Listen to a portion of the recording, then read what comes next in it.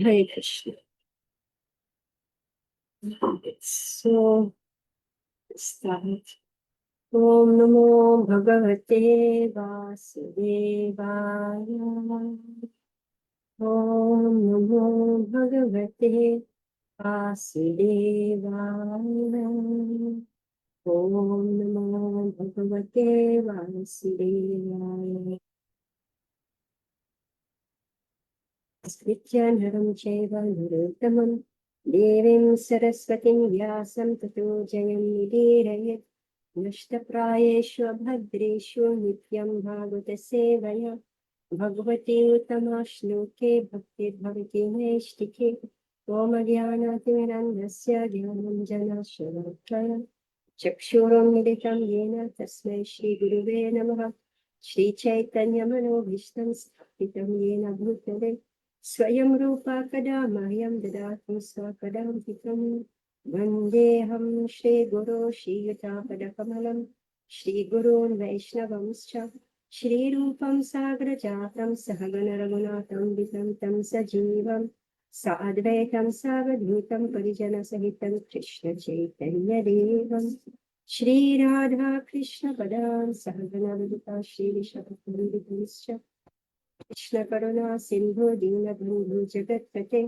Gopesha Gopika Kanta Radha Kanta Namaste Tapta Kanchana Gaurangi Radhe Vrindavaneshwari Shibhanu Sute Devi Pranamami Hari Priye Ramchakalpataru Vischa Kripa Sindhu Vacha Patitanam Pavadhubhyo Vaishnavibhyo Namo Namaha Jai Shri Krishna Chaitanya Prabhu Nityananda Shri Advaita Gadadhara Srivasadi Gaur Bhakta Vrinda Hare Krishna Krishna Krishna Hare Hare Hare Rama Rama Rama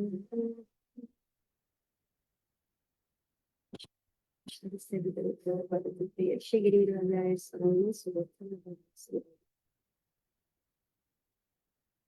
Padaya Krishna Saviteshwate Bhaktivedanta Swami Namaste Saraswati Gauravani Pacharine Nirvishesha Shunyavadi Vishakari Mukham Karoti Vachalam Pangham Nirayate Girinyakti Patamham Vande Sri Guru Dinataram Hare Krishna. So welcome back. So we are studying Srimad Bhagavatam Canto 1. Chapter 1, and we are on text 3. So these are the invocation to Srimad Bhagavatam. So now this is the glory of Srimad Bhagavatam. This is described. Nigama kalpataru Shukamukadamrita dhrana samyatam Pibata Bhagavatam rasamalayam Abhuvi bhavikaha. O expert and thoughtful man, relish Srimad Bhagavatam, the mature fruit of the desired tree of Vedic literatures. It emanated from the lips of Sri Shukadev Goswami. Therefore, this fruit has become even more tasteful, although its nectar and juice was already relishable for all, including liberated souls. Meaning that this Srimad Bhagavatam is for beginners and it's also for liberated souls. In the two previous shlokas, it has been definitely proved that the Srimad Bhagavatam is a sublime literature which surpasses all other Vedic scriptures due to its transcendental qualities. It is transcendental to all mundane activities and mundane knowledge. In this shloka, it is stated that Srimad Bhagavatam is not only superior literature, but is the ripened fruit of all Vedic literatures. In other words, it is the cream of all Vedic knowledge. Considering all this, patient and submissive hearing is definitely essential. With great respect and attention, one should receive the message and lessons imparted by the Srimad Bhagavatam.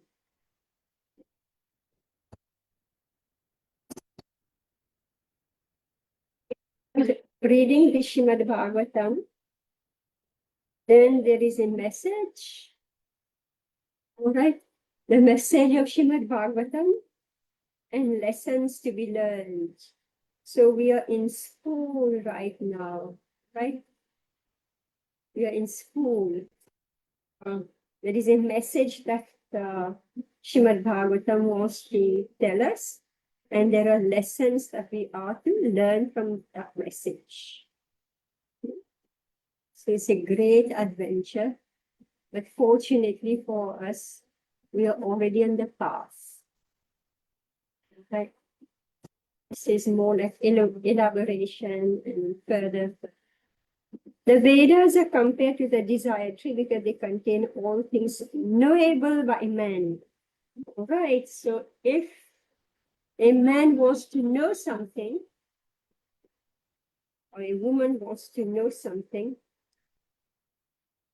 then we study the Vedas. They deal with mundane necessities as well as spiritual realization.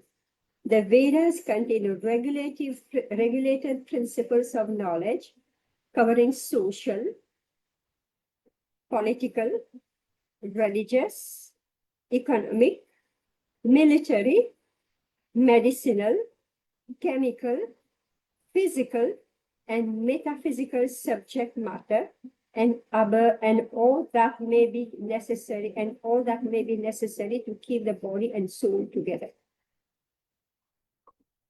Above and beyond all this are specific directions for spiritual realization.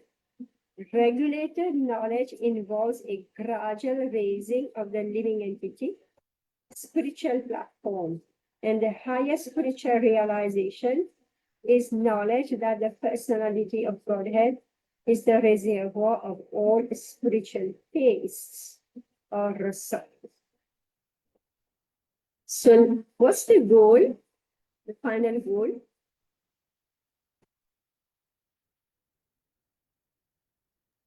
Surrender.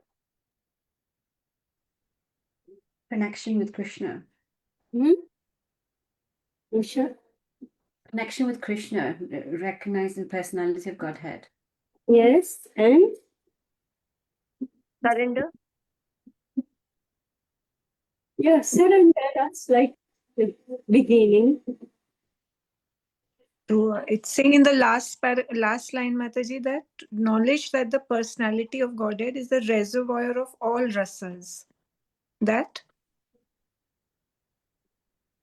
Yeah, so the goal of all this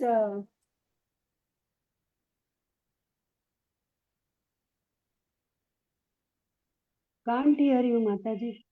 You can't Hear hear me? you. You can't hear? No. We lost you for a few seconds. We don't know what you said. Sorry. Yeah. I'm saying that we don't want to just read books, right? We want to experience Krishna. And Krishna is rasa, right? Isn't it? So the goal of all this literature, all this study, is that finally we come in touch with Krishna and we experience rasa with him, right?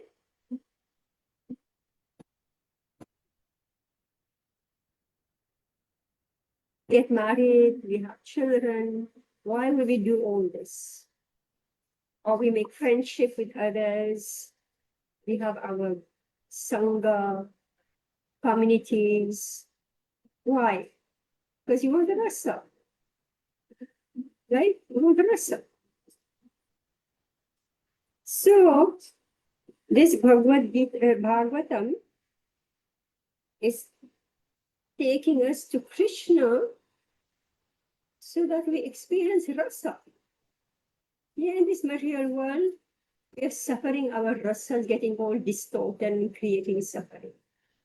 So we would like to reach Krishna, who is the reservoir of all rasa.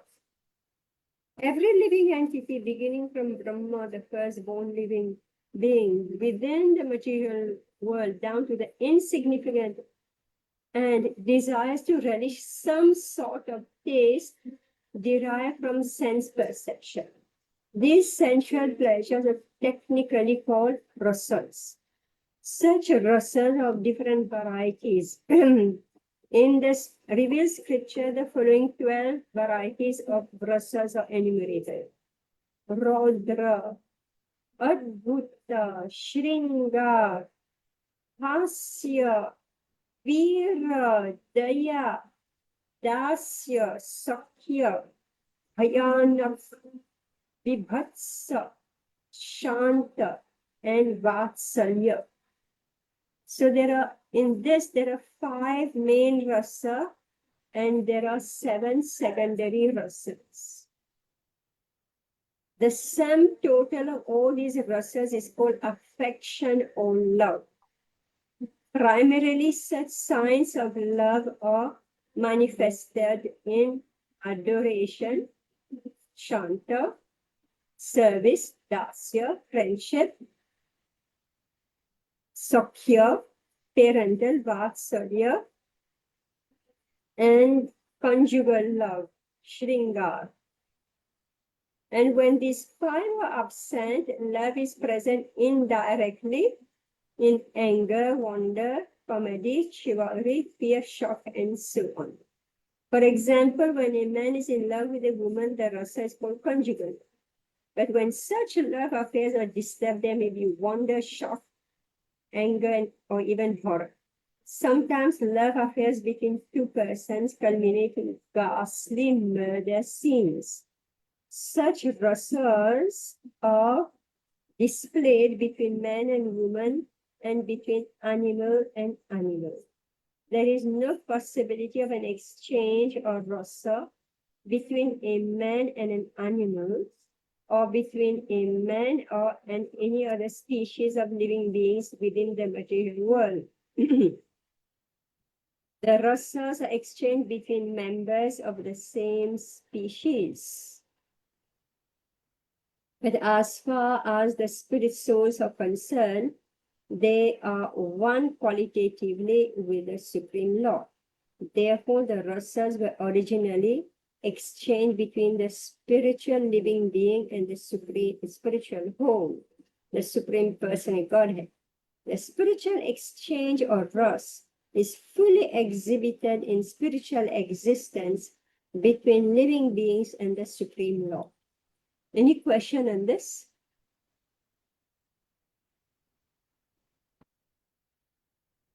Can proceed. Yes. Mataji, Shantaras, no?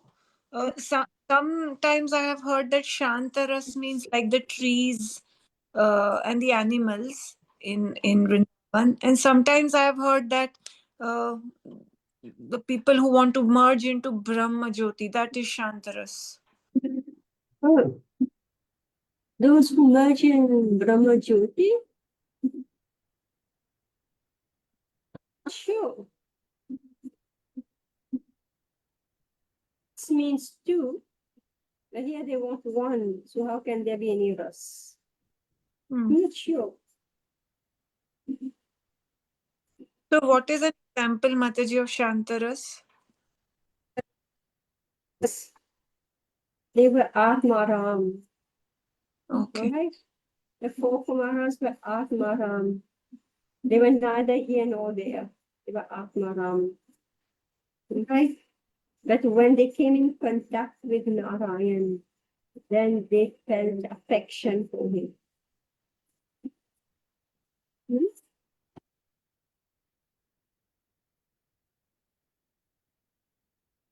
So please read one wonderful book, Nectar of Devotion. There's going to, all examples are going to be there. All the rasas. All these. The Supreme Personal Godhead is therefore described in the Shruti mantras, Vedic hymns, are the fountainhead of all rasas.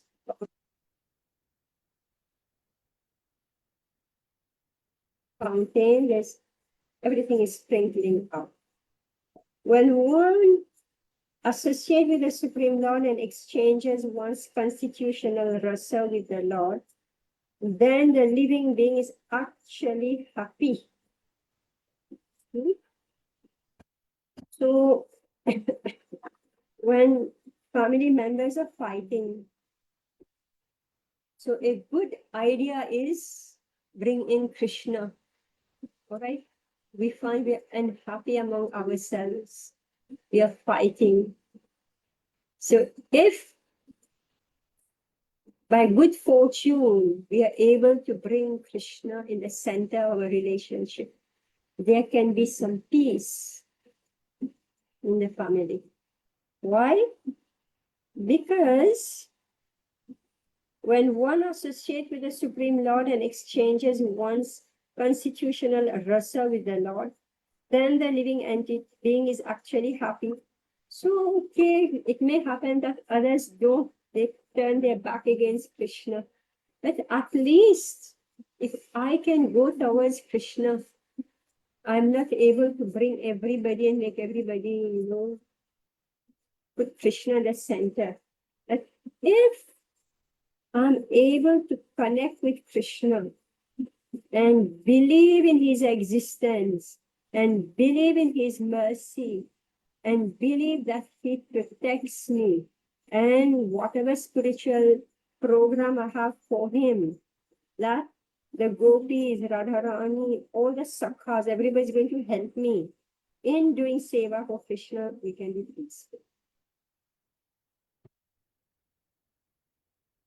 These Shruti mantras indicate that every living being has its constitutional position, which is endowed with a particular type of rasa to be exchanged with the Supreme, with the person of God. In the liberated condition, only this primary rasa is experienced in full. In the material existence, the rasa is experienced in the perverted form, which is temporary. And thus, the rasas of the material world are exhibited in the material form of Rodra and so on. So, there is rasa emotions and exchanges happen among people, human beings, but it is material and it is perverted. It's perverted.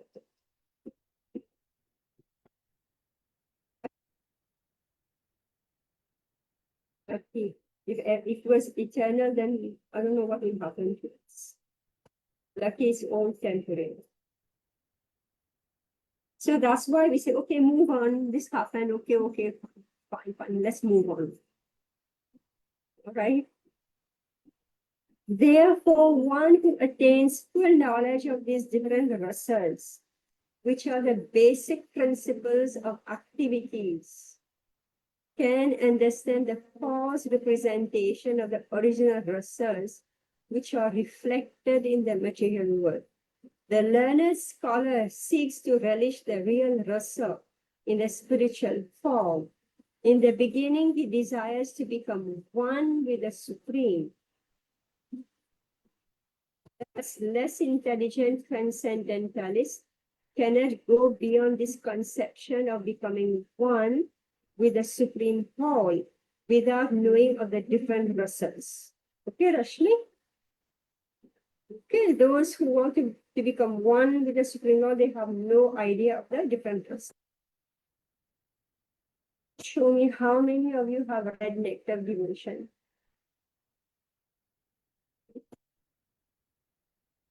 Complete? Full book? Complete? Kala, you have read Nectar of Devotion? Bhakti Rasamrita Sindhu? No, Have you read? Mataji. Kala, you have read? No, Mataji. Sorry to say, I Do you, haven't. do you have the Yes, book? yes. I have the book, Oh Mataji. my God, you got a treasure at home. I will read it, Mataji. Years ago, so many years ago, in the 80s, I was going door to door. there was this Nectar of Devotion was a big book. I'm speaking of this big, this fat, right? But this fat, this big book. And I was going door to door. And people will buy this Nectar of Devotion. No? And then on my next round, when I come, to my great surprise, people will ask me, do you have books like this? More books like this? These are people who are not devotees, who haven't understood Bhagavad Gita, haven't studied Bhagavad Gita at all. So full of rasa. And I was wondering, how come, they want this book? And then finally I understood so many Krishna Leela are there. So much intricate, intimate, all colors. Colors meaning combination and permutation of rasas. 5 times 5 combined with 7 secondary. Right? So all that was in the Nectar of Devotion. So these ladies, oh my God, they were just devouring that book.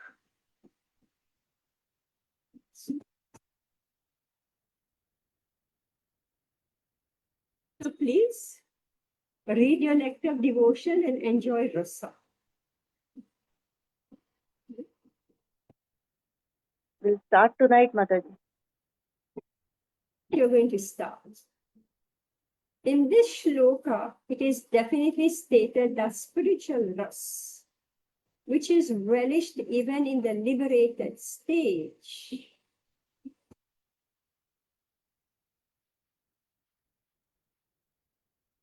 in the literature of the Shrimad Bhagavatam, due to its being the ripened fruit of all Vedic knowledge. By submissively hearing this transcendental literature, one can attain the full pleasure of his heart's desire. All right. By submissively hearing this transcendental literature, one can attain the full pleasure of his heart's desire. But one must be very careful to hear the message from the right source. So it shouldn't be that, Prabhupada and his disciples and his mission, ignite the curiosity in you. All right? Then once you get to know, then what do? You go start going shopping, Other groups, this group, that group, this Baba, that Baba, this Vachak, that Vachak. Don't do this. Don't do this. You say it's okay. You say, okay, I got this. Let me check out the others. Please don't do this. So here, it's been said, one must be very careful to hear the message from the right source. Shrimad Bhagavatam is exactly received from the right source. Is exactly received, meaning that you don't know who is saying what he's adding and what he's subtracting. You won't know. So this message of Bhagavatam has to be delivered exactly. It was brought by Narad Muni from the spiritual world and given to his disciple Sri Vyasadeva. So we should know that this Shrimad Bhagavatam is speaking about Krishna. And Krishna is not of this material world. He's in the spiritual world. We're always looking at the news because we want to know the world news, right? Now, if you read Bhagavatam, you will get to know about Goloka news, right? What's going on? I'm always curious, especially the pictures. I want to see the pictures. How does it look like in Vaikuntha? How people behave in Vaikuntha. Who's allowed, who's not allowed? The latter in turn, so Narada Muni, he gave to his disciple Shivyasati. The latter in turn delivered the message to his son Srila Shukadev Goswami. And Srila Shukadev Goswami delivered the message to Maharaj Parikshit just 7 days before the king's death. All right. He delivered this message just 7 days before the king's death. Srila Shukadev Goswami was a liberated soul from his very birth. He was liberated even in the womb of his mother, and he didn't undergo any sort of spiritual training after his birth. At birth, no one is qualified, neither in the mundane nor the spiritual sense. But Sri Shukadev Goswami, due to his being a perfectly liberated soul, didn't have to undergo an evolutionary process for spiritual realization. Yet, despite his being a completely liberated person situated in the transcendental position above the three material worlds, he was attracted to this transcendental rasa of the Supreme Person Godhead, who is adored by liberated souls who sing Vedic hymns. The Supreme Lord's pastimes are more attractive to liberated souls than to mundane people. He is of necessity not impersonal, because it is only possible to carry on transcendental rasa with a person. Okay, all these mysterious words have been spoken. Let's look at this. So first thing, Shrimad Bhagavatam is coming from Golok Vrindavan. Okay? In the spiritual world. Then it was given to Srila Vyasadeva. Then it was given to Shukadev Goswami. Now, what is the qualification of Shukadev Goswami? He was already liberated. So when he was born, he didn't have to undergo any Vedic samskar. Right? All those Vedic samskar that we do. He didn't have to go to school, right? And learn ABC. Like all of us, we are sitting, we are reading, and we are pondering, and then we are, hesitating, we are thinking, should I accept, should I not accept, right? What is my duty, what is not my duty, how should I spend my day, etc., etc. He didn't have to do all this. Oh, he was clear path. What is his path? He was Atmaram. Atmaram meaning he was not part of this material world. He was in a liberated state, but he was like in a neutral state. So that's what you could say of Shanta. All right, so he's peaceful, meaning he's not hankering. Na Uchati, na Kaunshati. Right? He's not hankering, give me from this material one and reproaching why you don't give me. Either you want from objects or you want from other people, why they don't love me, why they don't. Oh, there's so many stuff, right? Atmaram. He doesn't need anybody, he doesn't need anything. But when he heard the glories of Krishna, he became attracted. When he heard the pastimes of Krishna, he became attracted.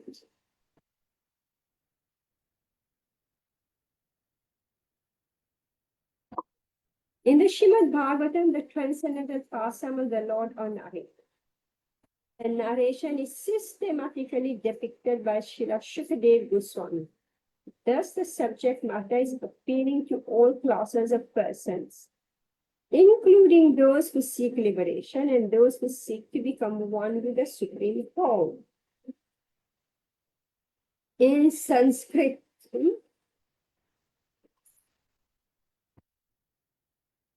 the parrot is also known as Shuka. Actually, Prabhupada said that this Shrimad Bhagavatam, it is, the prerogative of devotees to read and study and relish. But the impersonalists, the Mayavadis, what do? They are only studying, about under this body, soul, and what is this Brahman, etc., etc. So after some time they get bored. So what do? They read Bhagavatam. Bhagavatam is so many, so much rasa, so much color in there. But then what do? They pick out all those verses which is speaking of impersonalism and say, here you are. Bhagavatam is impersonal.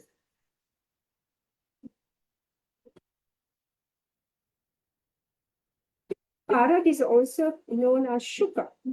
When a ripened fruit is cut by the red beaks of such birds, its sweet flavor is enhanced. The Vedic fruit, which is mature and ripe in knowledge, is spoken through the lips of Srila Shukadev Goswami. Recite the Bhagavatam exactly as we heard it from his learned father, but for his ability to present the work in a manner that would appeal to all classes of men. So this is what is so special about Shukadev Goswami. So he didn't just, so maybe Vyasadeva just dictated this, whatever it is. But Shukadev Goswami, he put rasa in it.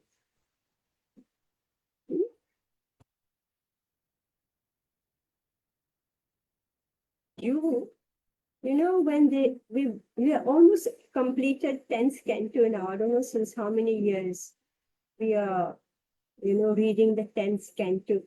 And believe me, all these devotees, the way they tell the Leela,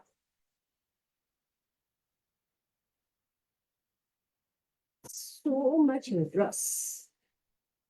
There may be young boys who are giving Bhagavatam class, but because they're so much in tune, with the moods, boys, so they know how boys do, how they act, and all this. So they, so much emotions, so much emotions. So it is really beautiful, really beautiful. 10th canto of Bhagavatam. So if we only read it, it's like, okay, words, but when they spoke it, it was so relishable.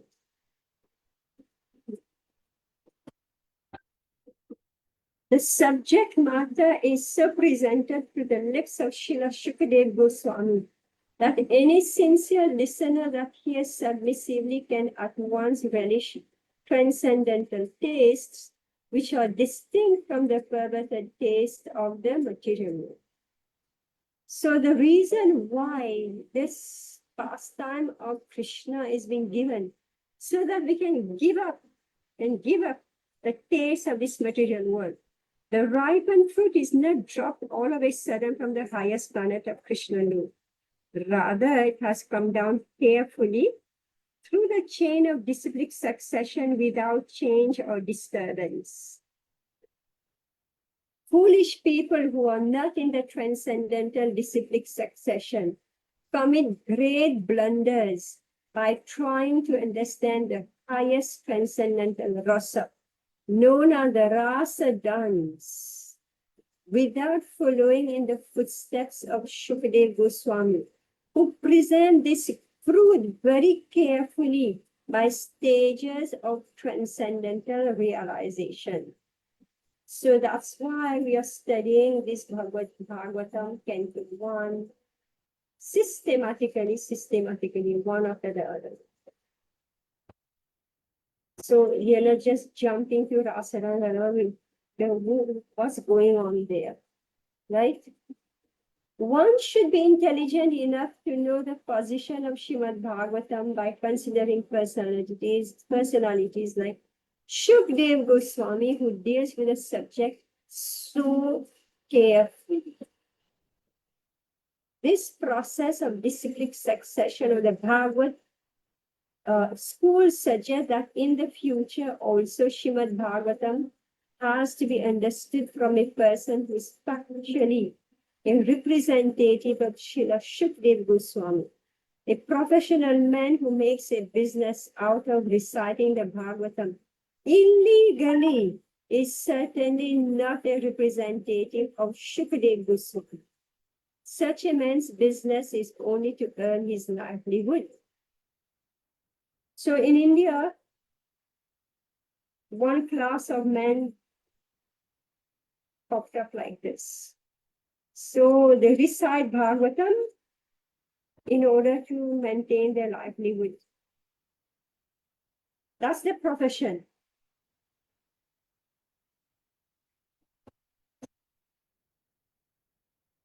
Like a Brahmana. Brahmana, Kshatriya, Vaishya, Shudra. All right?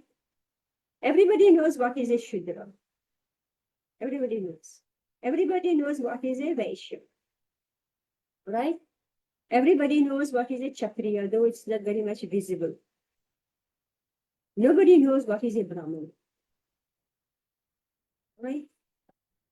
Occupation is a means of livelihood. It's Brahmana. How do Brahmanas earn their livelihood? They study scripture and they teach scripture. Right? Do deity worship and they teach deity worship and all the Vedic samskar. So everybody is not proficient in all the fields, but it's too large. So they are professional in different fields.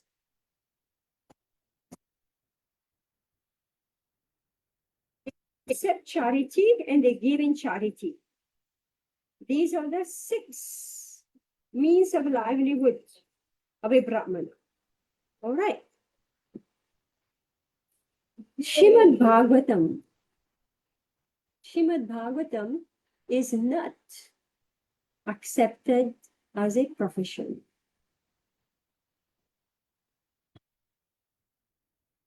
Srimad Bhagavatam is not our means of livelihood.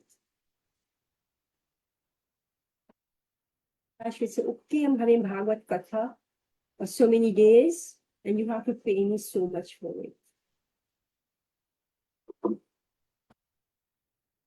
And Prabhupada already said, so what do people do?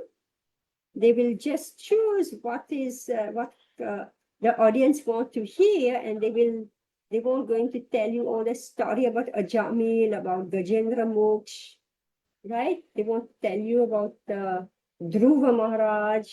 All that they will leave out, right?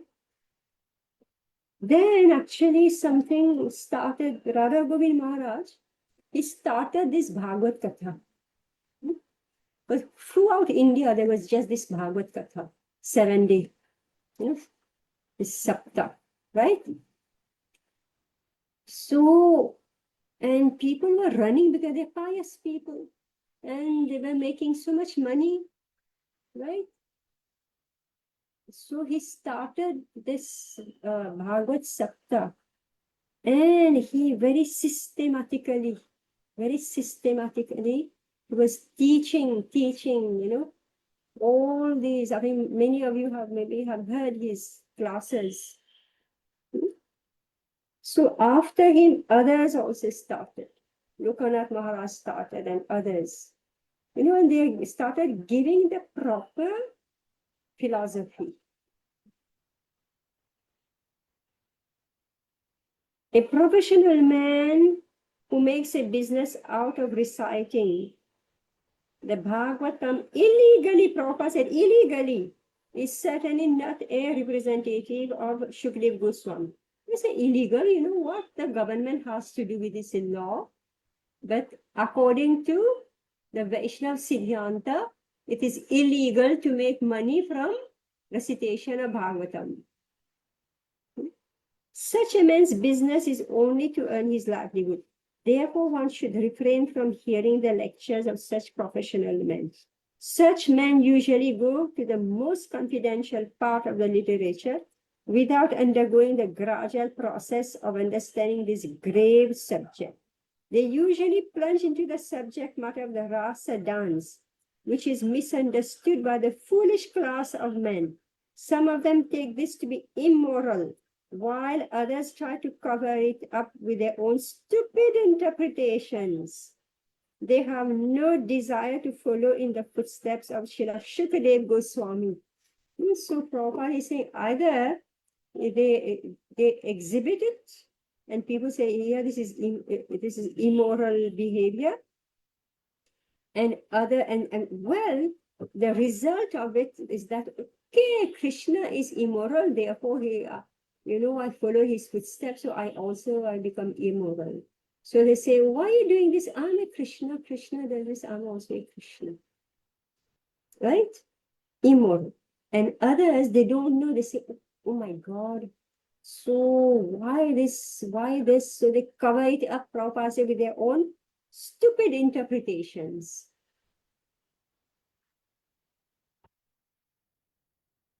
If you want to study philosophy, then you'll come in touch with all this. Good. We are so lucky, none of us are interested in philosophy. So we don't know. But Prabhupada is writing in his purports, all the stuff that people do.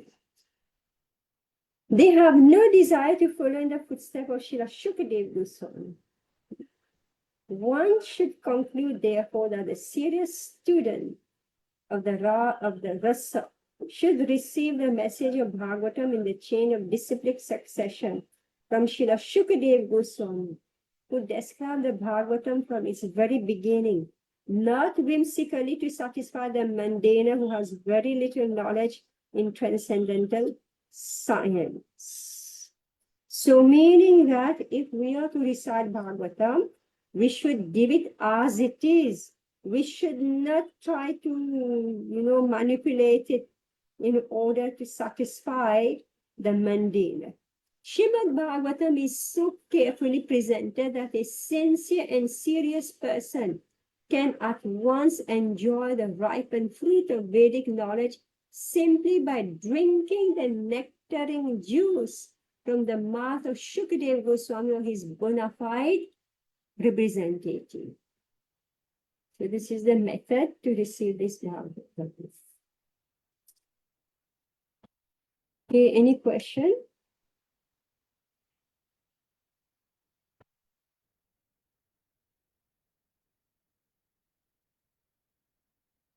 Okay, next text 4. Naimishenni Nisha Kshetre Vishaya Shonakadaya Satram Swargaya Lokaya Sahasra Samamasata. Rashmi, you can read? Yes, ma'am.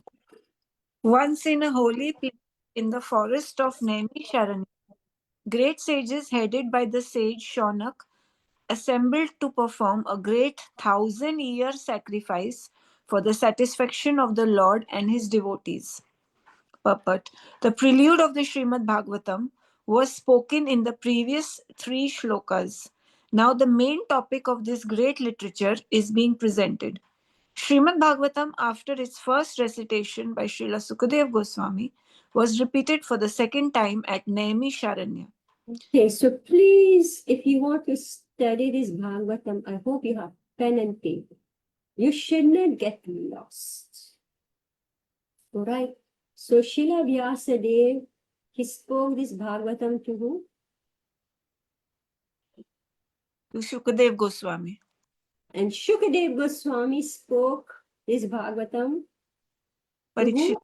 To Parikshit Maharaj. And now, who is speaking Bhagavatam?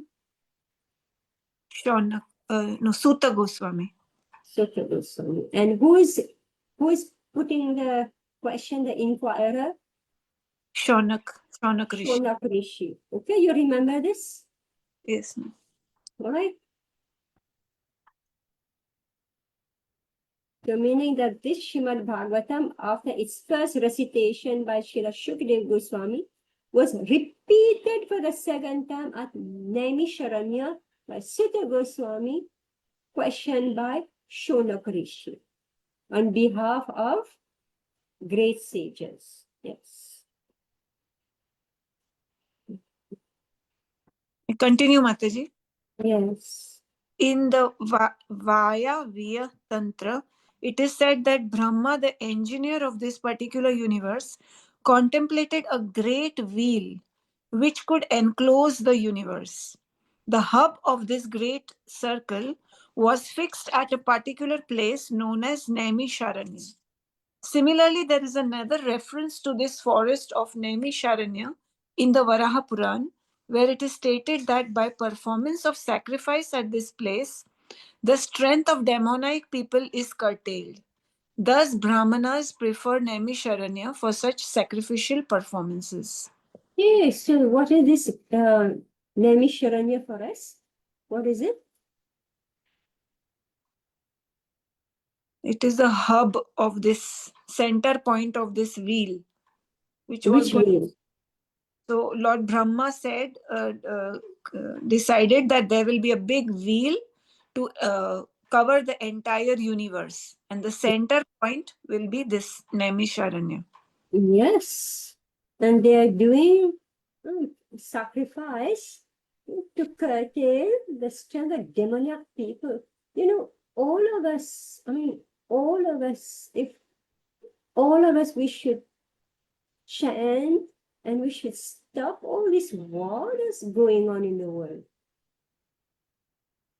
They are becoming such demoniac, such wars. You know, must pray. We can't let them go on like this. Should put our mind, it can't just be aram say, chanting Hare Krishna, Be conscious. So these sages, they're sitting in the forest of Naimisharanya and they are thinking how to stop, how to curtail the strength of demoniac people. These people who are warring, they don't value human lives. Isn't it? Just like we slaughter chicken and eat them, they are such demons. They don't value the human life. So we should do Bhagavatam every day. We must read Bhagavatam and we must increase, the energy of the Lord, because recitation of Bhagavatam in every household, everybody is reciting this Bhagavatam and chanting very strongly, sincerely, then the demoniac energy can subside.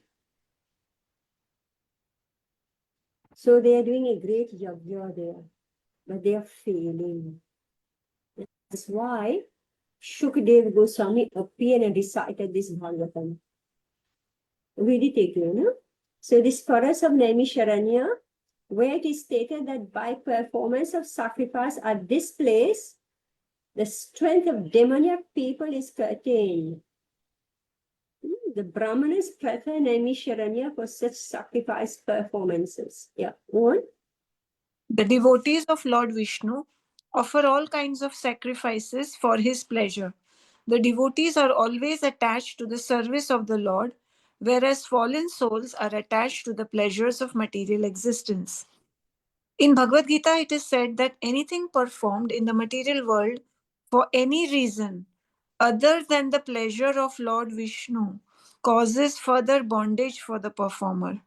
It is enjoined, therefore, that all acts must be performed sacrificially for the satisfaction of Vishnu and his devotees. This will bring everyone peace and prosperity. Okay. So here we are. So our recitation of the Shrimad Bhagavatam, our chanting of the holy name is itself yajna. It's Sankirtan yajna. Right? So if we increase the sound vibration of the name of Krishna, Vishnu, Narayan, Varaha, Kurma, Matsya, Narasingha, we increase, we go on, all of us, instead of us sitting and doing time pass. Doing time pass, I call that spare time devotees. We'd all be serious. We are to curtail this demoniac energy that is creating havoc right now. So it will bring peace and prosperity. What's the use of burning down the country? Right? What are you getting from it? Just burning down each other's country. Right? All the men, I don't know how many men have died. Where are the women? Where are the children? Right? Population of women and children are more now. How many men have died?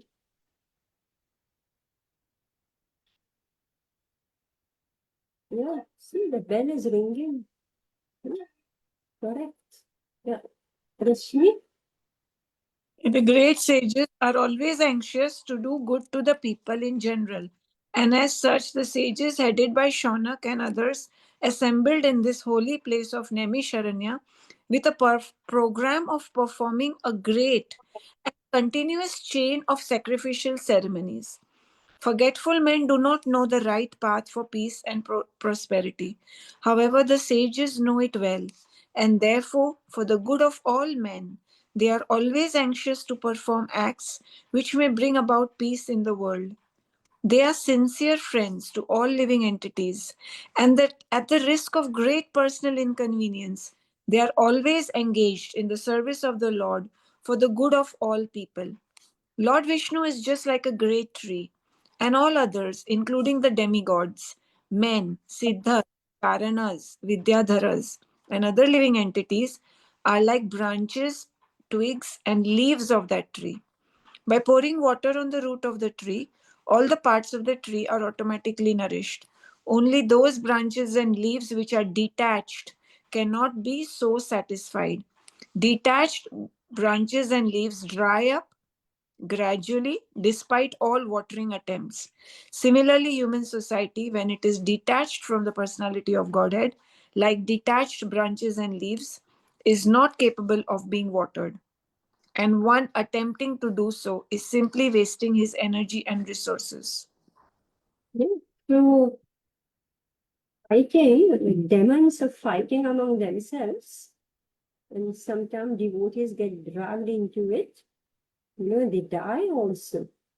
In this whole war, I heard, I don't know how many devotees have died in that war. So they don't care who is who. So this society, when detached from the Supreme Lord, society, when it is detached from the personality of God, is like detached branches and leaves, is not capable of being watered. So meaning that if I'm trying separately to help different, what will I do? What will I do? Will I go to Ukraine and pray, please stop? Will I go to Russia, please stop? Israel, etc. Can I do this? You can't. So what to do? It is water the root, meaning that if all of us, we are serious in chanting the holy name, in reading Bhagavatam, then there is going to be an effect. There's going to be an effect. Hey, Vishnu, it's not a big deal for him to stop all this nonsense, right? It's not at all a big deal for him to stop all this. But are we appealing to him? Are we actually appealing to him? Are we remembering him? Continue. The modern materialistic society is detached from its relation to the Supreme Lord, and all of its plans, which are being made by atheistic leaders, are sure to be baffled at every step. Yet they do not wake up to this. In this age, the congregational chanting of the holy names of the Lord is the prescribed method for waking up. The ways and means are most scientifically presented by Lord Sri Chaitanya Mahaprabhu, and intelligent persons may take advantage of his teachings in order to bring about real peace and prosperity. Srimad Bhagavatam is also presented for the same purpose, and this will be explained more specifically later in the text. So in this way, the congregational chanting of the holy names of the Lord is the prescribed method for waking up. The ways and means are most scientifically presented by Lord Sri Chaitanya Mahaprabhu, and intelligent persons may take advantage of his teaching in order to bring about real peace and prosperity.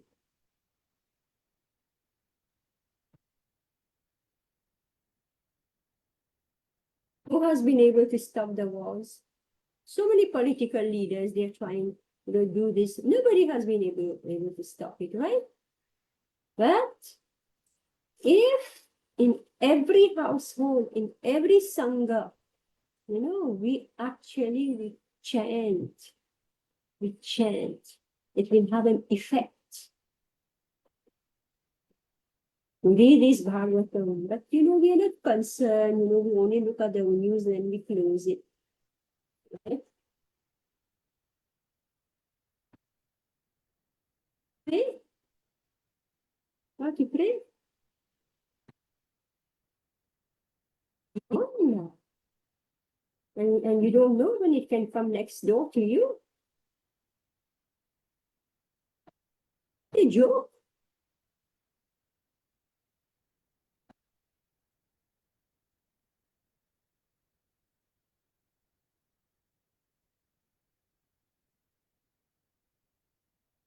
The congregation chanting the holy names of the Lord is the prescribed method for waking up.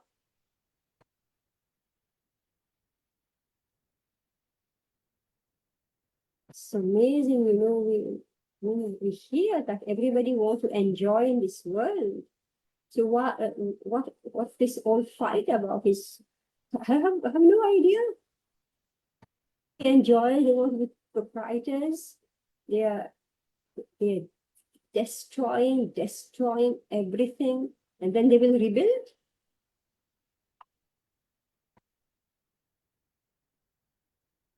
Again, manufacture human beings. I don't know what's their plan. So meaning they're mad.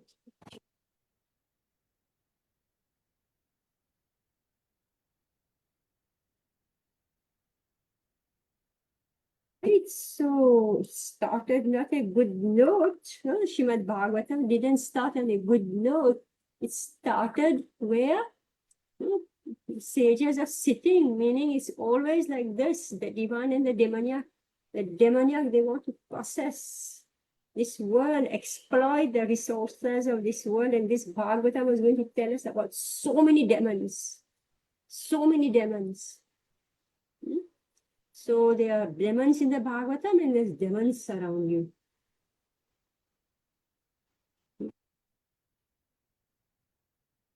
So we cannot just be satisfied. Well, we shouldn't feel, so relaxed.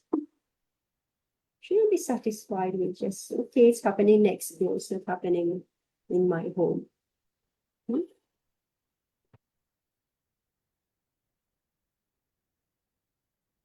Violent things, God knows, violent things may erupt anyway.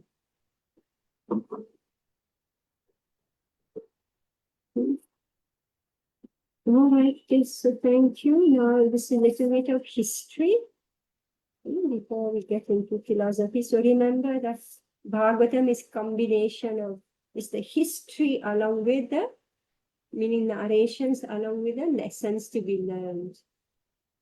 Messages and lessons to be learned. So our first lesson here is that this chanting of Srimad Bhagavatam is a yajna, and it has the capacity to curtail, no, it says here, to curtail the strength of demoniac people.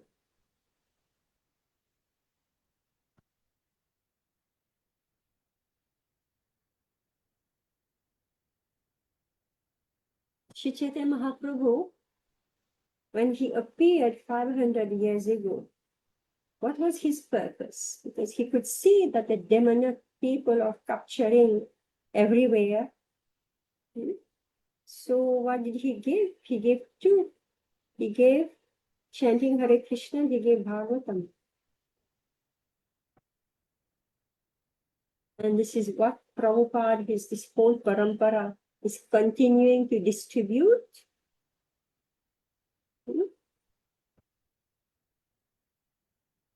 Hare Krishna. Thank you so much.